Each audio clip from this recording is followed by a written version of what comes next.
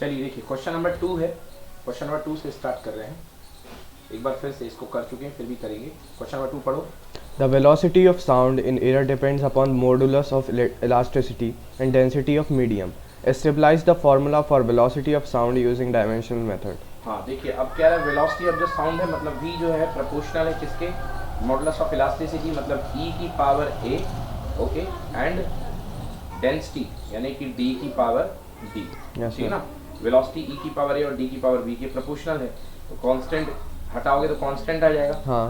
अब इसके बाद डायमेंशन फार्मूला बना लो। वेलोसिटी का क्या होता है, m0 एलिमेंट t की पावर माइनस हाँ 1, सर। और ये हो जाएगा और ये हो जाएगा। क्लियर? एनर्जी है ये, एनर्जी नहीं है, इलास्टिसिटी का Elasticity कोफिशिएंट, coefficient, ठीक है सर। है ना, वही प्रेशर वाला। हाँ, ठीक और है। वो अब डेंसिटी इसके है। बाद इसको रिलेशन बना सकते हैं आप। मास की देखिए पावर a है, यहाँ b है, m a plus b equal to 0 पहला पार्ट, दूसरा minus a plus 3b equal to 1 दूसरा, और तीसरा लास्ट कितना है 2a equal to minus 1। Clear है?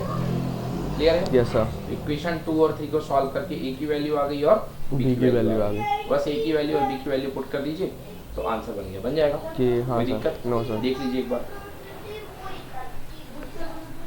देखो थॉरोली एक बार बुक में।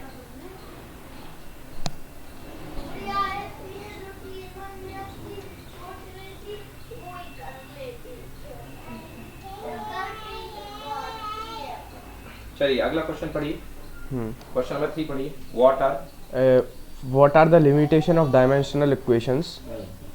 Explain the limitation of dimensional मतलब analysis. डायमेंशनल एनालिसिस का हम कंसेप्ट यूज करते हैं, पावर इक्वेट करने वाला, वो हम कब तक यूज कर सकते हैं, हाँ सर। उसकी लिमिट क्या है, ठीक ना। पढ़िए limitation. Limitation: the dimension formula of only those quantities can be obtained which can be expressed in the terms of fundamental हाँ, quantities. हम केवल उन्हीं का यूज, उन्हीं के डायमेंशंस निकाल सकते हैं जो फंडामेंटल क्वांटिटीज मतलब m l t है ना के रूप में एक्सप्रेस कर सकते हैं, बाकी का नहीं निकाल सकते। Next point. It is not applicable to trigonometrical exponential or logarithmic function. अगर कोई फार्मूला आपका जैसा हो, जैसे ट्रिग्नोमेट्रिकल फंक्शन के फॉर्म में है, कोई फार्मूला आपका जैसे कोई मान लो कोई quantity a is equal to sine of 2x square कुछ करके दिया है, तो आप इस मेथड से आप उसको नहीं निकाल सकते हो, डिराइव नहीं कर सकते। हाँ sir. Next. If an equation has constant having dimensional example g, having dimension example g, the relation cannot be established. Constant होगा तो भी नहीं हाँ, होगा। मतलब dimensional constant, constant with dimension. Yes sir. जैसे न्यूटन्स का फोर्स वाला formula F equal to G m one m2 upon r square। तो आप इसको डिराइव नहीं कर सकते हो। हाँ सर। ऐसे फार्मूले को जिसमें डायमेंशन वाला कांस्टेंट है उसको आप डिराइव नहीं कर सकते, ठीक है ना। चलिए अगला क्वेश्चन बहुत इंपॉर्टेंट है, पढ़िए question number 4। The periodic time of a simple pendulum t depends upon its effective length L and acceleration due to gravity g. Derive the formula for time period by dimensional method. Find out an expression for periodic time of a simple pendulum using dimensional analysis. चलिए पढ़िए, देखिए वही मैंने जो बताया था class में, L की पावर A G की पावर B दो चीज पे डिपेंड कर रहा है। हाँ सर। अलग अलग डायमेंशनल कंसेप्ट बना लिया, इसको कंपेयर कर दी, पावर B की वैल्यू -1/2 हाँ सर। और A की वैल्यू 1/2 आ गई, बाद में अरेंज कर दिया। क्लियर है? बन जाएगा, कोई प्रॉब्लम? No sir. एक बार देखिए बुक में। युवराज इधर आओ।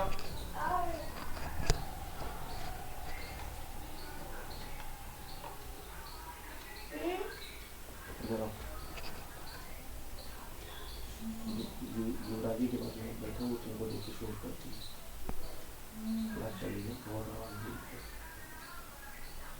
ठीक है, डन। ठीक है सर। चलिए अगला क्वेश्चन देखिए, क्वेश्चन नंबर 5 पढ़िए। The speed of sound in air is 332 meter per second. हाँ। Using dimensional method, find out the speed of sound in kilometer per hour. हाँ, तो आपको देखिए मीटर पर सेकंड दी गई है और दूसरी यूनिट किस में कन्वर्ट करना है, किलोमीटर पर आवर में। किलोमीटर पर आवर मतलब 18/5 से। हाँ बिल्कुल सही, 18/5 से मल्टीप्लाई कर दो हाँ। तो वो आ जाएगा। बस वही करना है, ठीक है ना। ठीक है। अच्छा, इसका तरीका देखिए, वैसे डायरेक्टली 18/5 से कर दीजिए, या आप एक काम करें तो यदि देखिए स्पीड दी गई है वेलोसिटी इक्वल टू 332 मीटर पर सेकंड, मतलब metre upon second, okay. 332 metre को किलोमीटर बदलने के लिए 1/1000 किलोमीटर, बोलिए हाँ है ना। हाँ सर। और अपॉन सेकंड है, एक सेकंड में कितने आवर, 1/3600 आवर। हाँ सर। होते कि नहीं होते? हाँ सर। 3600 ऊपर पहुंच जाएगा और 100 नीचे ना 1000 नीचे पहुंच जाएगा, तो वो आएगा कितना 18/5। तो वैसे भी कर सकते हैं। दूसरा तरीका डायमेंशन फार्मूला वाली मेथड। डायमेंशन फार्मूला स्पीड का क्या होता है m0 l1 वो 2 जीरो कट जाएंगे सर, 5 और 18 वही भी आ जाएगा। हाँ वो तो आ जाएगा, हाँ। है ना। तो देखिए m0 l0, अब a की पावर 0 है, लेंथ की डायमेंशन 1 है, तो इसकी कितनी -1। अब फार्मूला क्या होता है, देखिए कंसेप्ट क्या होता है, n1u1 = n2u2। तो n2 को रोक लो, हाँ, तो n2 = बन जाएगा कितना, n1 × u1/u2। बोलो हाँ सर। ये बैठा है n1, हाँ, और ये u1 के dimension formula l1 m1 l1 t1 power abc, और नीचे m2 l2 t2 power abc। बोले यस सर। अब जो पहला सिस्टम है आपका, जो पहला सिस्टम है वो किसका है, मीटर पर सेकंड, मतलब मास कितना 1 किलोग्राम, हाँ सर, है ना। मास 0 है तो कोई फर्क ही नहीं पड़ने वाला है ना। तो मास तो यहाँ पे कोई फर्क डालेगा ही नहीं। लेंथ कितनी आएगी 1 मीटर, हाँ सर, और टाइम कितना आएगा 1 सेकंड। अब इस वाली यूनिट में जो लेंथ आएगी वो किलोमीटर है, तो 1 किलोमीटर को बदलोगे तो कितना आएगा, अब ये किलोमीटर में लाना है तो 1 मीटर को किलोमीटर बदलोगे तो ये चीज ऊपर वाली क्या बन जाएगी 1/1000, क्या बन जाएगी 1/1000, और ये वाली चीज क्या बन जाएगी 1/36। तो बात लेके वही है कुल मिलाकर के, उसको कन्वर्ट कर देंगे। चलिए देखते हैं कैसे कन्वर्ट करेंगे। तो ये m1/m2 क्यों लिया सर? भाई n1u1 = n2u2, हाँ, तो n2 = n1u1/u2 यूनिट है ना, तो यूनिट डायमेंशन फार्मूले के हिसाब से नहीं तो चेन तो अपन को किलोमीटर पर आवर में ही करना है ना सर। तो भैया वही तो n2 निकलेगा, मैग्नीट्यूड n2 का ही तो निकलेगा। अच्छा ठीक है, सॉल्व होने के बाद, ठीक है सर, सॉल्व होने के बाद n2 का ही तो मैग्नीट्यूड निकलेगा कि नहीं निकलेगा, तो उछल के तो ऊपर n2 ही आ रहा है ना। अच्छा m2 वो है जो डिवीजन कर रहे हैं चीजें, m2 वो चीजें जिसमें आपको लेकर के आना। देखो फर्स्ट यूनिट में अपने पास है कितना 332 मीटर पर सेकंड, मतलब जो पहला वाला पार्ट आएगा वो ऊपर वाला फर्स्ट यूनिट का है, हाँ, और जो अननोन पार्ट है वो सेकंड यूनिट का, हाँ सर, समझ में आया, हाँ। तो आपको फर्स्ट यूनिट को सेकंड यूनिट में लाना पड़ेगा, हाँ सर। वही जो यहाँ करते हो ना उसी चीज को यहाँ दूसरे तरीके से दिखा रहे हो। देखो एक मिनट, ये देखिए, अब जो कंडीशन मैंने बताई थी उसको मैं यहाँ पे एक्सप्लेन कर रहा हूँ क्या था वो। देखिए याद कीजिए, n1u1 = n2u2, बोलो हाँ सर। तो n2 = हो गया n1u1/u2, बोलिए यस, हाँ सर। n1 जो दिया गया है वो कितना है 332 है कि नहीं है सर। n1 की जगह 332। अब देखिए यहाँ पे u1/u2 की जगह m1/m2, डायमेंशन कितनी होती है 0 होती है ना, मास तो होते ही नहीं स्पीड में, यस सर। दूसरा L1/L2, स्पीड कितनी है, पावर कितनी 1, ओके। T1/T2, पावर कितनी -1, सॉरी LT की पावर -1, हाँ n2 निकालना है बेटा, n2। चलो मास 0 का तो कोई रोल है ही नहीं है, नहीं सर, कोई मतलब ही नहीं है, समझ गए ना। अब देखो ऊपर क्या है 1 मीटर है और नीचे 1 किलोमीटर है, वो उधर है ना लेंथ में, हाँ लेंथ में, इधर 1 मीटर है और इधर एक क्या है किलोमीटर है, ठीक है ना, हाँ सर। तो मीटर से मीटर कैंसिल करने के लिए 1 किलोमीटर को मैंने क्या कन्वर्ट कर लिया, देखो 1 मीटर 1 किलोमीटर, तो 1 किलोमीटर = 1/1000 हो जाएगा, हाँ भाई। ऊपर है 1 मीटर, हाँ, और नीचे 1 किलोमीटर मतलब 1000 मीटर, हाँ सर। मीटर से मीटर कैंसिल, तो n2 का मैग्नीट्यूड खुद चल के आ रहा है 332, बोलो नेक्स्ट। देखिए T1 T2, नीचे वाला क्या है आवर है, ऊपर वाला सेकंड है, 3600, तो आवर को सेकंड में बदल लो 3600 सेकंड। अब सेकंड से सेकंड क्या हो गया, कैंसिल हो गया, आ गया समझ में, पावर -1, हाँ। सॉल्व कर लोगे तो आंसर आ जाएगा 332 × वही 18/5 है, आंसर आएगा कितना 119510.2 किलोमीटर पर आवर बन जाएगा, हाँ सर। समझ गया ना इस तरीके से। चलिए अगला क्वेश्चन पढ़िए, significant figure. What do you understand by significant figure? How do you find the significant figure of the quantity? Answer. The number of digits using to express accurately the measured value of the physical quantity is called significant figures. Number of exact figures, number of figures, number of digits used to express accurately. ठीक है. Counting significant figures. By changing the decimal point, the number of significant figure do not change. For example, 1.234, 12.34, 123.4. The number of significant figures is 4. हाँ, always. Yes sir. क्योंकि बेटा अगर आप जैसे आपके पास देखा नॉन जीरो डिजिट है ना सर, 1.234 है, हाँ। जैसे 1.234 है, 1.234, ओके। इसको आपने अगर ब्रेक कर दिया तो नीचे क्या आ जाएगा 1000, तो अब आप इसको क्या लिखेंगे 1 2 3 4 मल्टीप्लाई बाई 10 की पावर 3 और आपको मैंने बताया था इसका कोई यूज नहीं होता, तो 4 ही माने जाएंगे, समझ में आया? हाँ सर। तो पहला असर नहीं करेगा। नेक्स्ट पढ़ो। All the zeros between the two non-zeros numbers are significant. For example, significant figures in 3100.05 is 6. हाँ, ये भी काउंट होगा, ये भी काउंट होगा, क्योंकि जीरो बीच वाले हैं। 1 2 3 4 5 6 क्लियर? हाँ sir. Next, The zeros before the first non-zero digits are ignored, while all the zeros to the right are counted.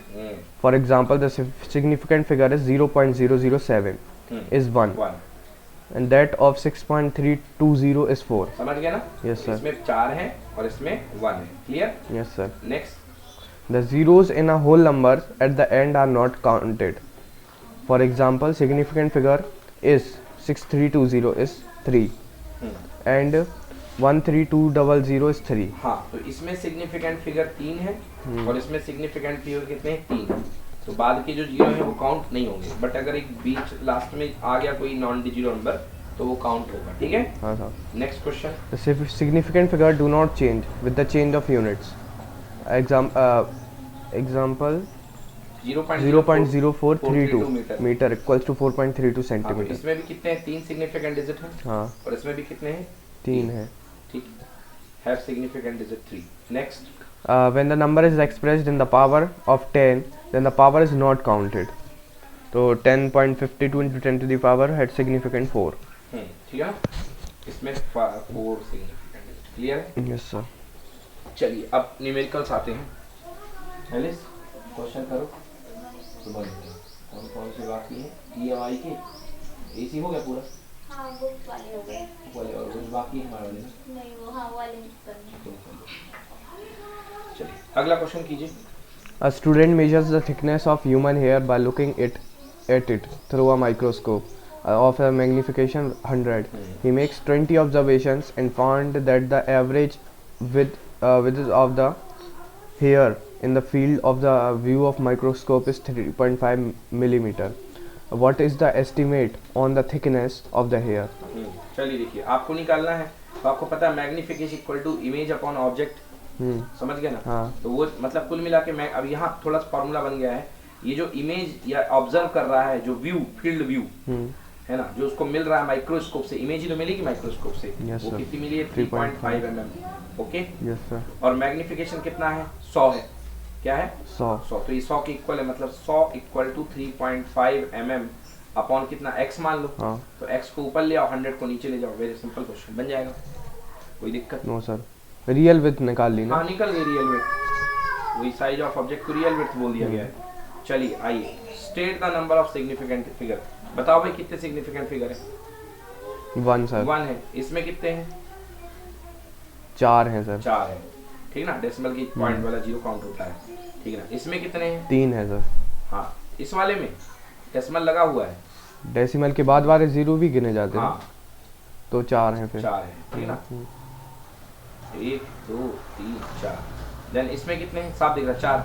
4 हैं इसमें, क्योंकि बीच में जीरो कंटेन कर रहा है. Okay, okay, okay. अब इसमें देखिए, जीरो के बाद ये कोई काम के नहीं है। बट 1 2 3 4 4 हैं काम के, तो आंसर 4, ठीक है ना? हाँ सर. एक नंबर का क्वेश्चन इस टाइप का आएगा, 1 मार्क्स, ठीक है ना? थोड़ा रूल याद रखिएगा, याद ही करना है, इसमें बिना याद करे काम नहीं चलेगा।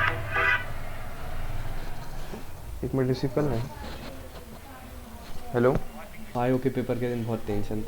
चलिए स्टार्ट, नेक्स्ट क्वेश्चन करिए। The length, The length, breadth and thickness of the metal sheet are 4.234 meter and 1.005 meter and 2.01 centimeter respectively. Give the area and volume of the sheet to correct the number of significant figures.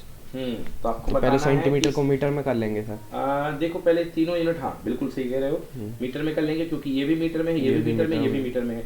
Okay, तो length है 4.234 metre, breadth है 1.005, 201 हो जाएगी ना? 2.01। अब एक minute बेटा बता रहा हूँ। हाँ. इसको मीटर को बदल लिया तो 0.021, मतलब 100 का डिवाइड कर दिया 0.0021, ठीक है ना? क्लियर हो गया? ठीक है सर. तो अब टोटल सरफेस एरिया जो होता है, area of the sheet equal to 2LB plus BH plus HL, ठीक है ना? तो आपका कितना हो जाएगा अपने पास? 2 टाइम्स ऑफ 4.234 ये सब कुछ सॉल्व कर लिया। हाँ। ओके, अब इसको सॉल्व करके इतना ज़्यादा आया है। अब ये देखिए कि ये जो आपने लिखा है इसमें लोएस्ट सिग्निफिकेंट डिजिट कौन है। देखो इसमें 4 है, हाँ 4 है, हाँ इसमें 4 है, 4 हैं, इसमें 3 है, 3 है, हाँ है कि नहीं? हाँ सर। तो आंसर जो आपका आएगा वो 3 सिग्निफिकेंट डिजिट में, तो 8.7209 है ना? हाँ तो सर। 8.72 तक ही आंसर लिखोगे क्योंकि लोएस्ट सिग्निफिकेंट डिजिट क्या था? 3 था, हाँ। समझ गया ना? तो तीसरा आंसर- जीरो क्यों नहीं लिखा? तीसरा गिनो ना, हाँ, काउंट वो करो, 1 2 3 हो 3 तो हो गए, हाँ हो ठीक गया है ना? ठीक है ठीक है। क्लियर हुआ? हाँ सर। अब वॉल्यूम, लेंथ, ब्रेड्थ, हाइट, हाँ, फिर सर। से 3 में आंसर दोगे, हम्म है ना? तो 0.0 ये वाला जीरो काउंट होता नहीं है, ये वाला जीरो काउंट होएगा नहीं नहीं। होगा। 1 2 3, तो आंसर क्या आएगा? 0.0855 मीटर। क्लियर? आंसर मतलब जो आंसर होता है वो लोएस्ट सिग्निफिकेंट डिजिट में दिया जाता है, बन जाएगा। ये तीन में देना था ना कि भाई 3 में ही है। अच्छा, count वो देखो ना, जीरो वो वाला कोई नहीं है, काम के ठीक है है, ही नहीं ठीक है सर। वो रखे रहने दो, हाँ है ना? तो आंसर तो 3 ही। अगर मैं क्वेश्चन में देता आपको इंडिपेंडेंटली कि 0.0855 में कितने डिजिट है? 3 है। 3 है सर। फिर डेसिमल के बाद ये जो नॉन जीरो नंबर के पहले का जीरो होता है यूजलेस, ये कोई काम का नहीं होता। क्लियर? हाँ सर। हाँ, बट जो बाद वाले होते हैं वो काम के होते हैं, उनको हाँ, काम सर। किया जाता है। चलिए पढ़िए, अगला क्वेश्चन मैं करवा चुका हूँ, अगर आपको याद हो तो। a की पावर 3 बाहर आ जाती है, हाँ। 2 बाहर आ जाती है, 1/2 बाहर आ जाएगा। प्लस माइनस क्यों होता है सर? प्लस ही होता है, माइनस वो प्लस माइनस मतलब एरर 2 तरीके की होती है, गलती अच्छा, हाँ बढ़ा के हाँ, या बताया घटा था के, आपने, हाँ। है ना? और एरर में प्लस ही होगा। तो चले तो कर दे आगे, P बन जाएगा। देख लो एक बार क्वेश्चन पढ़ो। The physical quantity P, The physical quantity P is related to the four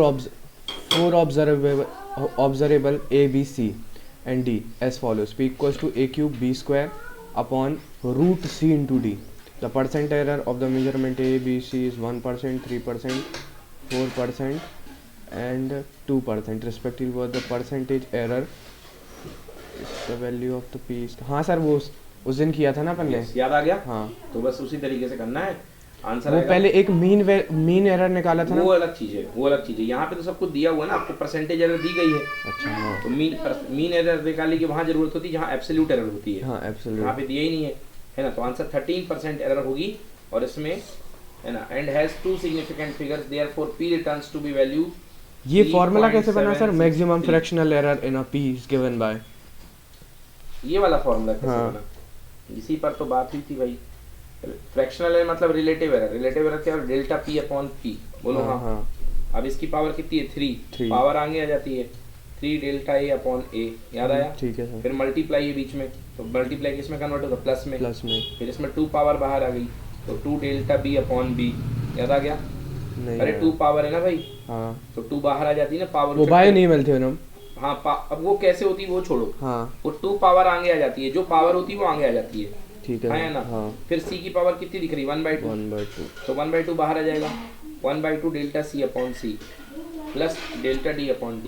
Sunday class में कराया था ये क्वेश्चन, हाँ हाँ याद आ गया? आ गया। अब कर लोगे? हाँ तो बस अब रिलेटिव एरर के बाद 100 का मल्टीप्लाई कर दो तो क्या आ जाएगी? Percentage error. ठीक है सर। क्लियर है? हम्म, कोई दिक्कत? No sir. चलिए अब इसके बाद 30। हाँ, अब देखिए जो एरर आ रही है, एरर में कितने सिग्निफिकेंट डिजिट है? 2। जो कितने डिजिट है? 2। 2। तो कह रहा है as the result has 13% error has 2 significant digit, therefore p turns out to be 3.763, the result would be round off to 3.8। तो देखो हमारे पास क्या आया है? 3.763। ये कैसे आ गया? बताता हूँ, दिया है क्वेश्चन में। क्वेश्चन में गिवन है कि अगर जो रिजल्ट अच्छा, आया हाँ। है इसका सबको यूज करने के बाद, if the value of p की वैल्यू इतनी आई है, तो इसको बताओ राउंड ऑफ करके कैसे लिखेंगे? एरर कितने आई है? 13%। हाँ 13% में कितने सिग्निफिकेंट डिजिट? 2। 2। तो इसको भी 2 सिग्निफिकेंट डिजिट तक लिखना है राउंड ऑफ करके, विद राउंड ऑफ। अगर विदाउट राउंड ऑफ बोला होता तो 3.7 लिख देते, और विद राउंड ऑफ तो 7 के बाद क्या है? बड़ा नंबर है ना, हाँ 6, तो इसको आंसर लिखेंगे 3.8। 5 से ज़्यादा बड़ा नंबर है। हाँ, 5 से ज़्यादा बड़ा नंबर है, बन जाएगा। हाँ। कोई दिक्कत? चलिए अगला क्वेश्चन देखिए, पढ़िए। The percentage error in a measurement of length and mass are 2% and the 5% respectively. What will be the percentage error in the measurement of density of a cube? Density equal to mass upon volume, हाँ तो density equal to mass upon length का cube. Clear? Yes sir. तो अब आपको निकालना है density equal to mass upon length का cube. Now relative density change density upon D, देखो m बाहर आ जाएगा, delta m upon m, l की कितनी power 3 delta l upon l, value रख दीजिए, देखो आंसर आ गया। हाँ सर। बन जाएगा, कोई दिक्कत? ये भी किया था क्वेश्चन अपन ने। हाँ सर। दिया है ना बस 5%, 2% दिया, 5% दिया, तो एक आगे अपने पास 5% और 2 into 3% मतलब 6%। हाँ सर। तो आंसर रिलेटिव एरर कितनी हुई? 11/100। 11/100 का मल्टीप्लाई कर दो, परसेंटेज में कन्वर्ट। ये बनते कैसे हैं सर, ये नहीं आ रहा समझ देखो में। ये बनाने की बात मत करो अब, ठीक है। अब ये बनते क्या है, अपने पास मास है, वॉल्यूम है, हाँ तो मास का रिलेटिव एरर क्या होगा? Delta m upon m। ठीक है। बोलो हाँ। हाँ यार l का क्यूब है ना, हाँ डिवीजन में प्लस होता था, याद है? हाँ तो l की पावर 3 है, तो 3 बाहर आ जाएगा, 3 ठीक बाहर है। आ गया, हाँ और 3 के बाद डेल्टा l अपॉन l, ठीक है ठीक सर। है ना? 3 के बाद डेल्टा l अपॉन L बन जाएगा कि नहीं हाँ बनेगा? बन जाएगा। कोई दिक्कत? Any problem? वो आएगा, अगर पूछेगा तो बनाना भी सिखा दूंगा, बट नहीं उतना कुछ खास नहीं है अभी, मत पढ़ो उसको। चलो पढ़ो अगला question. A book has many printing errors, contains 4 different formulae for displacement. Y है ना सर? हाँ, Y of displacement y। y of a particle undergoing a certain periodic motion. हम्म तो y equals to a sin upon 2 pi t upon t. हम्म, ठीक है। तो आपको बताना है कि इसमें बताओ कौन सा डायमेंशन फॉर्मूला सही है। तो देखो ए मतलब डिस्प्लेसमेंट एम्पलीट्यूड, ए का मतलब होता है एम्पलीट्यूड, एम्पलीट्यूड की लेंथ होती है, तो लेंथ इक्वल टू लेंथ आ गया। हाँ साइन के अंदर एंगल भरा हुआ है, एंगल की कोई डायमेंशन नहीं होती है, तो बिल्कुल सही बात है, इधर भी लेंथ इधर भी लेंथ मतलब ये डायमेंशनली क्या है? करेक्ट है। समझ में आया ना? हाँ सर। अगला देखो, अब देखो ये साइन के अंदर जो है ये फर्जी वाला हो रहा है। देखो ऊपर बैठा है टाइम हाँ और नीचे बैठा है लेंथ, क्या टाइम कभी लेंथ से कटता है? नहीं कटता। नहीं कटता, गलत बात। समझ में आ गया ना? हाँ सर। अगला देखो y डिस्प्लेसमेंट लेंथ है और डिस्प्लेसमेंट इक्वल टू डिस्प्लेसमेंट, बोलो यस। हाँ सर। अब साइन के अंदर भी टाइम, यहाँ भी टाइम, टाइम से टाइम कैंसिल, कोई दिक्कत नहीं है। नहीं। यहाँ भी टाइम बिल्कुल कैंसिल, कोई दिक्कत नहीं है। मतलब ये क्या आपका एक कांस्टेंट नंबर है, हाँ मतलब ये बिल्कुल सही है। क्लियर? ये √2 से क्या हो जाएगा? a/√2 लिखा जो। a मतलब एम्पलीट्यूड, हाँ √2 मतलब कांस्टेंट, अच्छा हट जाएगा, ठीक है कोई सर। मतलब ही नहीं है। तो हाँ, amplitude equal to amplitude, length equal to length. Yes sir. पढ़ो, here a is the amplitude, Where a is the amplitude, v is the speed, and t is the time period of the motion of a particle. Rule out the wrong formulae on the dimensional grounds. ठीक, पहला पढ़ो।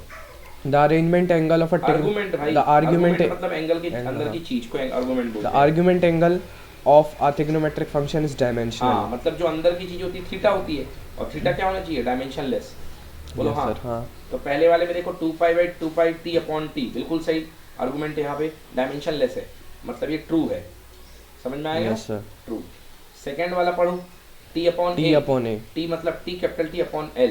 अब इसमें क्या आ रहा है? Length, ये आ रही डायमेंशन, हाँ क्या ये डायमेंशनलेस है? हाँ no, sir, no sir. Not dimensionless, तो ये फॉर्मूला गलत है। हाँ सर। सेकंड वाला। थर्ड वाला देखो, थर्ड वाले में भी डायमेंशन फॉर्मूला सही है। हाँ सर। समझ गया ना? फॉर्मूले 2 and 3 आर रॉन्ग। क्या है कि भैया? गलत। ओनली 2 आर रॉन्ग, 2 and 3 नहीं है, केवल 2 गलत है, 3 सही है, 3 गलत दिया है। लिखा तो डायमेंशनलेस, क्या दिक्कत है भाई? एंगल डायमेंशनलेस ही तो होना था। हाँ सर। भाई साइन के अंदर जो थीटा बैठा हुआ है वो डायमेंशनलेस होना था। हाँ सर। और डायमेंशनलेस मिल तो रहा है, क्या चाहते हो? समझ गए? Yes, sir. Only 2 is wrong. Okay, next question पढ़ो। A famous relation in physics related moving mass m to the rest mass m0 of a particle in terms of its speed v and the speed of light c. This relation first arose as a consequence of special theory of relativity due to Albert Einstein. A boy recalls the relation amongst correctly but forgets where to put the constant c. He writes m equals to m naught upon 1 minus v square to the power half. Guess where to put the missing c. बताइए कि c कहाँ पे put करना है? m c square होता ना sir? चलिए बताता हूँ, बताते हैं कहाँ पे रखना होगा। देखिए, तो बेटा अब देखो कह रहा कि c कहाँ पे रखना होगा इसको, ठीक है ना? c कैसे रखना पड़ेगा? तो ये रिलेशन ये उसने बच्चे ने लिखा, c है क्या sir? Speed of light. Speed of light, ठीक है। बच्चे ने गलत रिलेशन ये लिखा, ये लिखा। हाँ सर। अब m के नीचे अगर m0 को ले गए तो मास अपॉन मास क्या होगा? डायमेंशनलेस होगा कि नहीं होगा?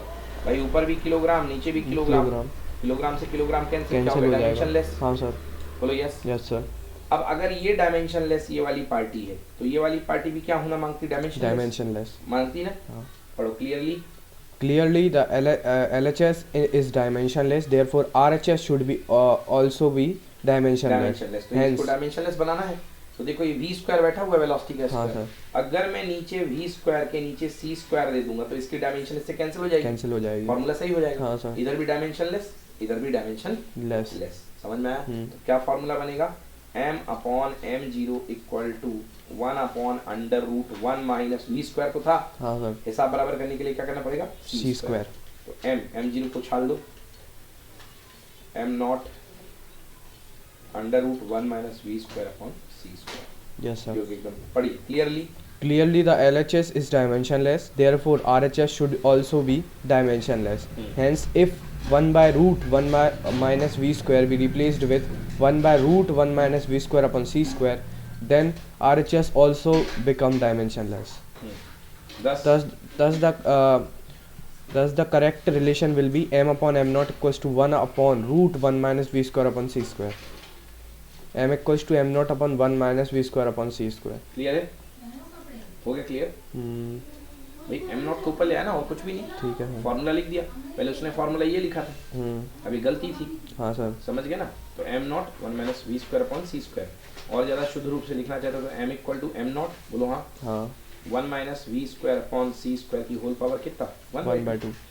उसने केवल v स्क्वायर की पावर 1/2 लिखा था भाई, देखो अब आ गया। मतलब केवल क्या जुगाड़ करनी थी? c स्क्वायर का डिवाइड करना था, ठीक है? तो c स्क्वायर तो इसके रिलेशन में था ही नहीं सर। तो वही तो पूछ रहा था ना कि फॉर्मूले को सही होने के लिए क्या करना पड़ेगा, तो वही तो पता लगा है कि c स्क्वायर को डिवाइड करना पड़ेगा, नहीं तो Yes, फॉर्मूला sir. गलत था, ठीक है सर। डायमेंशनली इनकरेक्ट था ना। भाई देखो यहाँ पे मास अपॉन मास डायमेंशनलेस, तो यहाँ भी तो डायमेंशनलेस, अगर लेफ्ट वाला है तो राइट वाला भी तो होना चाहिए, यस सर। नहीं होना चाहिए? होना चाहिए।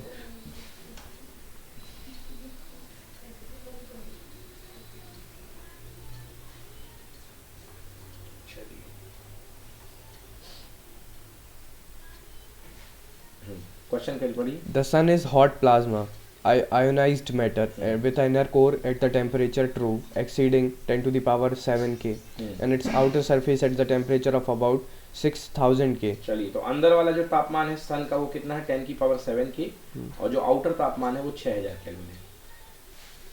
Yes sir. अंदर वाला 10 की पावर 7 की, बहुत गर्म, 1 crore kelvin. Next, such that high temperature at such high temperature no substance remain in a solid or liquid phase. In what range do you expect that the mass density of sun to be? In the range of densities of solid, liquid or gas. Check if your guess is correct from the following data. चलिए, आपको mass density निकालनी है। हाँ sir. सन की mass density, सन का ये दिया है मास, और रेडियस ये दी गई है। Yes sir. मास गिवन है, रेडियस गिवन है, वॉल्यूम निकाल लो, 4/3 पाई r³ से आ गया। हाँ sir.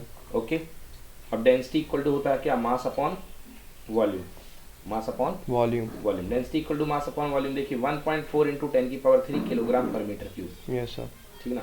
This order of density of solids and liquid and non gases, this is the order of density of solids and liquids and not of gases. तो इससे ये बता रहा है कि ये जो ऑर्डर आ रहा है 1.4 × 10 की पावर 3 किलोग्राम पर मीटर क्यूब, हाँ। मतलब पानी की भी तो इतनी है।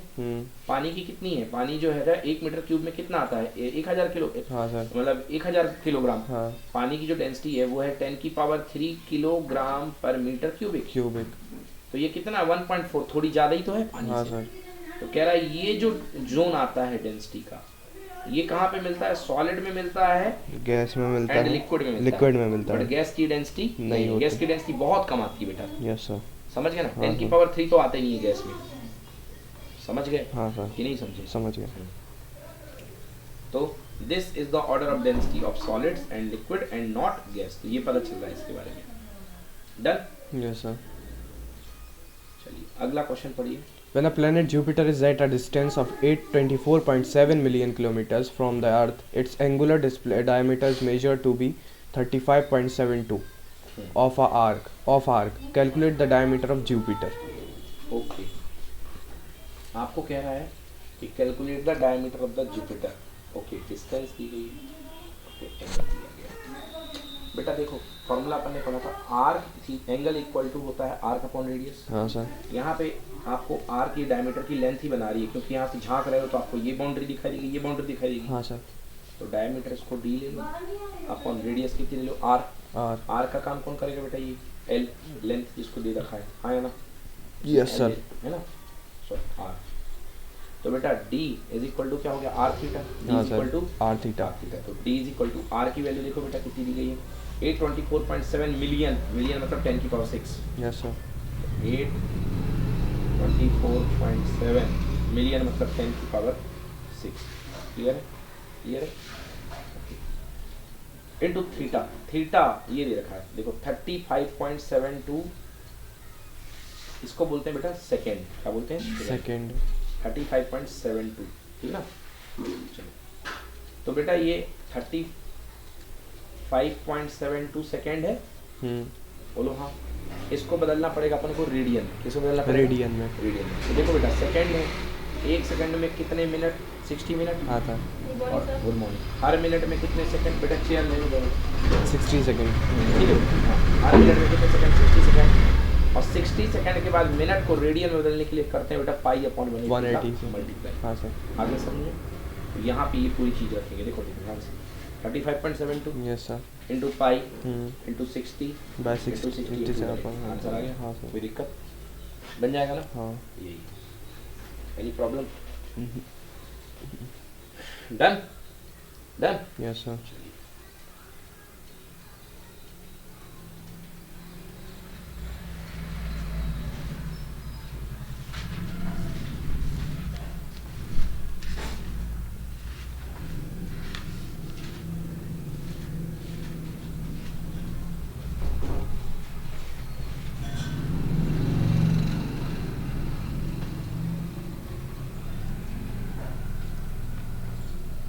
चलिए अब इसके न्यूमेरिकल्स करते हैं, क्वेश्चंस।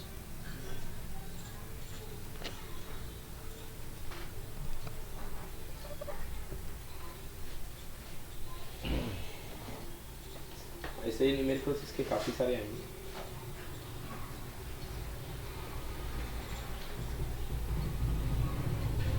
पहला question, Time. Light year is the unit of time. गलत, डिस्टेंस। लाइट ईयर वो दूरी है जो लाइट एक साल में चलती है, so light year is the unit of distance. हाँ, लाइट ईयर यूनिट डिस्टेंस की है। ओके, फर्स्ट का बी, ठीक है ना। हाँ। Second, Fermi is the unit of length. Length.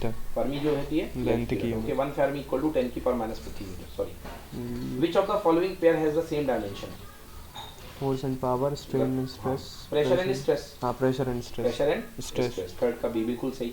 Which of the following is not unit of energy? Watt, joule, electron volt, calorie.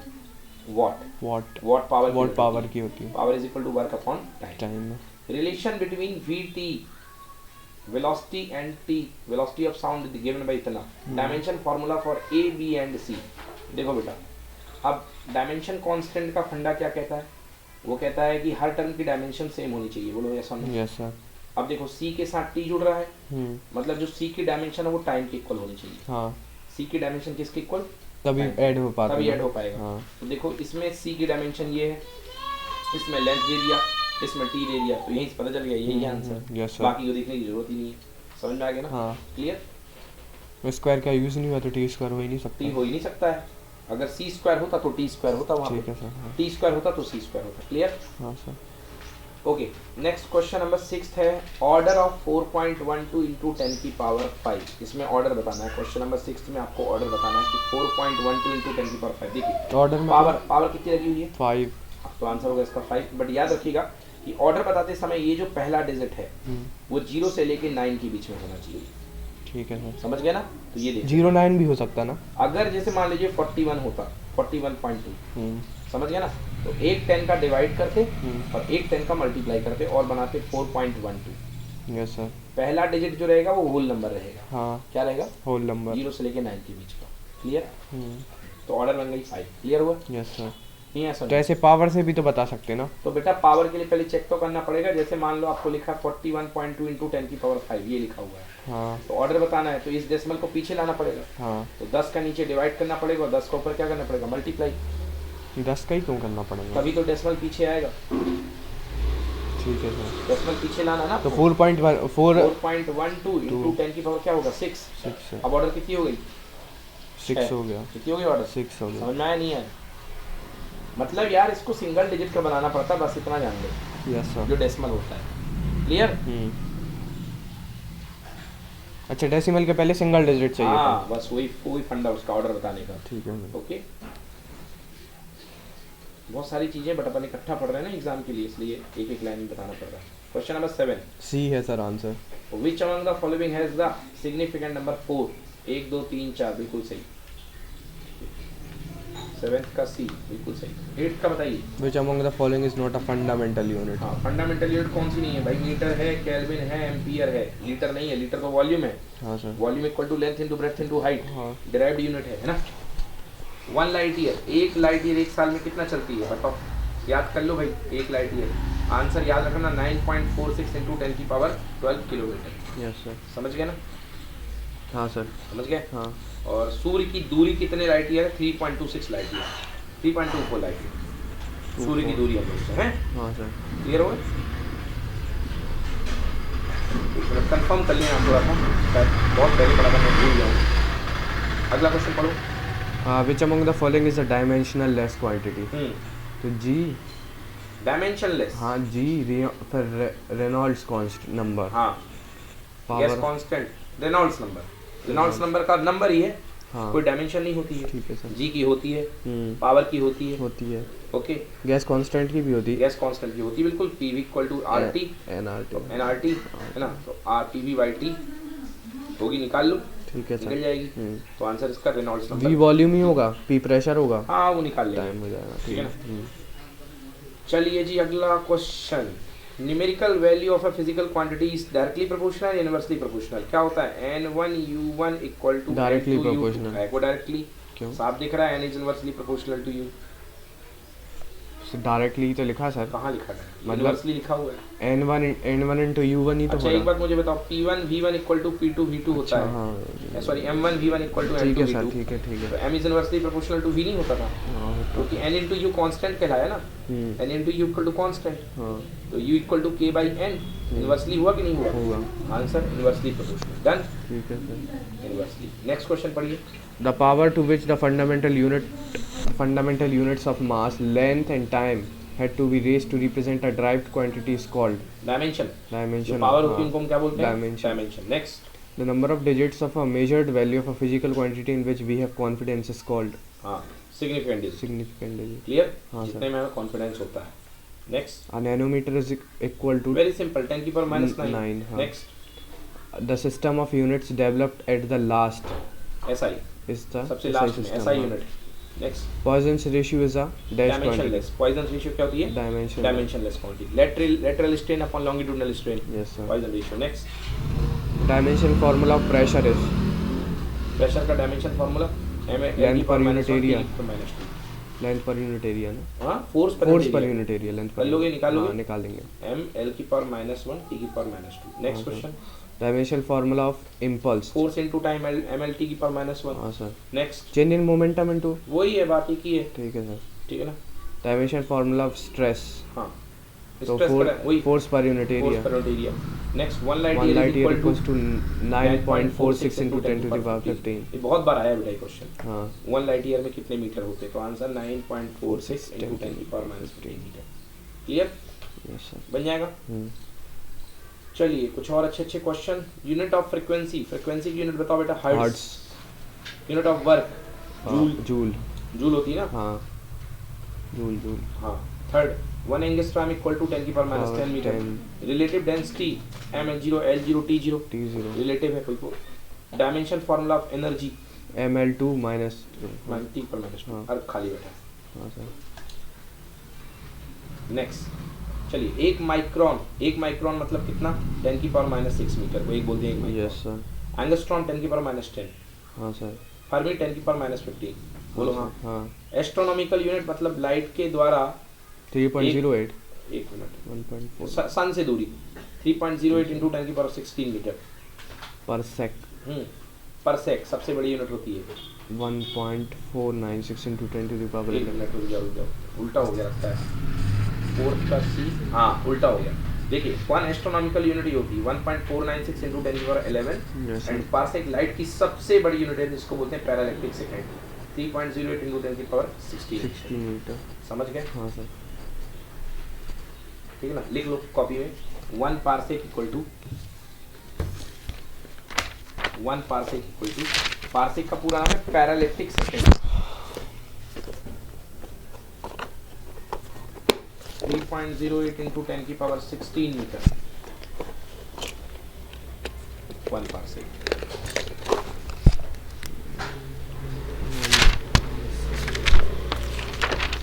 One parsec equal to 3.08 into 10 की power 16 metre.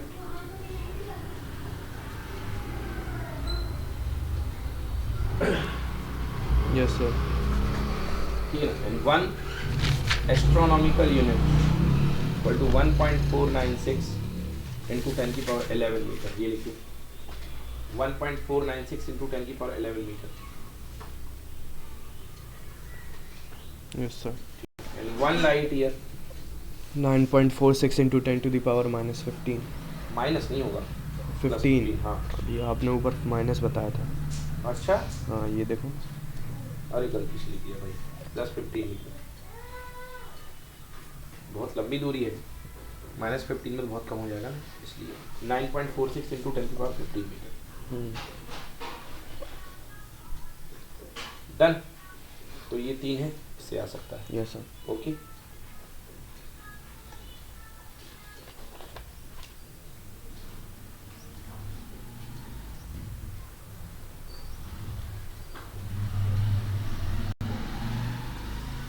चलिए next.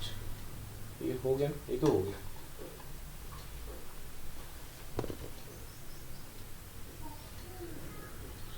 आखिरी के chapter अब। Last ये पूछा हुआ था। ये कर लिए थे शायद।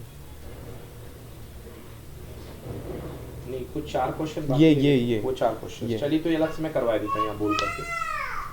ओके, पहला क्वेश्चन है how many light year there in 1 parsec. एक पारसेक में कितने लाइट ईयर होते हैं? लिखो बेटा, एक पारसेक में 3.25 लाइट ईयर 2.26 लाइट ईयर, ये बताना था मुझे।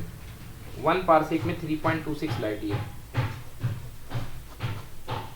ठीक है ना। दूसरा question, what is the unit of luminous intensity? Candela. Luminous intensity की कैंडेला। कैंडेला। तीसरा क्वेश्चन है what is unit? What is unit? What is numerical unit? Value. Unit की नहीं, न्यूमेरिकल वैल्यू नहीं, सॉरी। स्टैंडर्ड जो होता है, reference. The reference standard value for a measurement of a given physical quantity is called unit of that physical quantity. ठीक है sir. ठीक ना। The reference standard value, जो जैसे कि 1 मीटर की रेफरेंस स्टैंडर्ड वैल्यू बनाई गई सबकी, है ना। तो जो रेफरेंस स्टैंडर्ड वैल्यू होती है किसी भी फिजिकल क्वांटिटी के मेजरमेंट के लिए, उसको हम क्या बोलते हैं? Unit of that physical quantity. Yes sir. Next, write the value of astronomical unit. 1 astronomical unit equal to कितना होता है? 1.496 into 10 to the power 11 metre. लिख लिया था ना? Yes sir. ठीक है ना। एंगस्ट्रॉम किस फिजिकल क्वांटिटी की यूनिट है? लेंथ की। लेंथ की। क्योंकि 1 एंगस्ट्रॉम इक्वल टू 10 की पावर -10 मीटर। हाँ सर। डन। Yes sir.